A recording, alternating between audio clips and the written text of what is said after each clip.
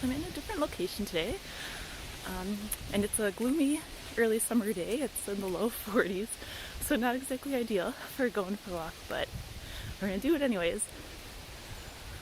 I'm in a different location because I'm going to Rochester for my 6-month radiation post-check. So it's been 6 months since I finished radiation, which is pretty exciting. And so I thought it was fitting today to talk a little bit about how I've been more motivated to write post-cancer diagnosis. So I was thinking the other day about how I created my June writing challenge that I've been doing for the last couple of years, because the national November Writing Month NaNoWriMo challenges that happen in November, just usually such a busy time for teachers that I usually don't write then. And then I was thinking to myself, I've done some writing this past May and April when it was so busy at my job teaching this year, and I still fit that in, even with my kids, even with crazy work hours, everything. Just I put writing as a priority of something I wanted to get done. Like, maybe there wasn't much self-care, maybe the house got a little messier, but I put writing as a priority. And I think there's a few reasons for that.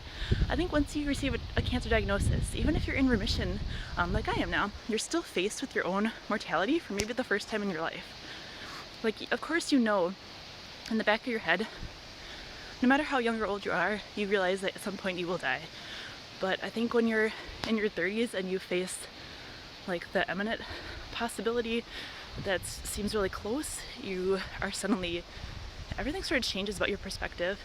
And so I realized that, yes, I do have a lot going on in my life, but writing is a passion. It's part of who I am. So that needed to become a central part of my life, no matter what.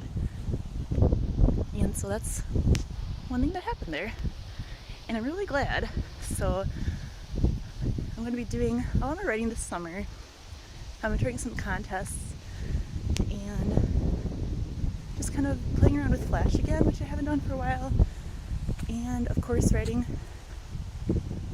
writing another Geordie story, a mystery story series. And then I'm kind of polishing and querying this new novel project that I started early last year. So a lot of writing going on. One other thing that I think of with writing is that so many of my students say, how do you stay motivated? How do you get yourself to write when you're busy? I think I have 3 good tips for that. The first would be maybe change the time of day that you write, or find a time of day that you're most motivated. So for me, I always thought like evening when the kids were asleep would be a good time to write. I found that I actually do really well revising at that time of day, but my creative mind isn't like as awake then. It's more awake in the morning.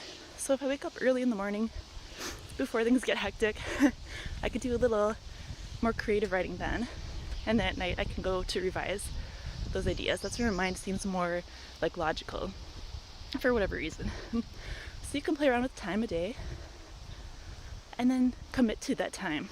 So every day open up your laptop at your certain time, and it becomes like muscle memory, almost like that's your time for writing, and then you'll do it. Ideally.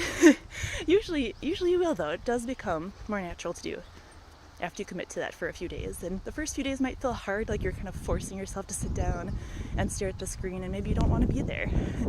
But once you get started, you'll want to be there. It'll feel better. It'll seem more natural. And you'll start working on your project, so that'll become more exciting. And then I think the last thing is just kind of maybe just switch what you're writing. So if you're writing something and maybe you've just kind of lost the passion for that particular project, try something different. Maybe try something short. Try like writing a flash piece about something. So that could be only like 100 words, 500 words, something little. Give that a try and see how that goes. So those are my suggestions, and I think try out some of those things if you have been unmotivated in your writing, and I think it should go pretty well.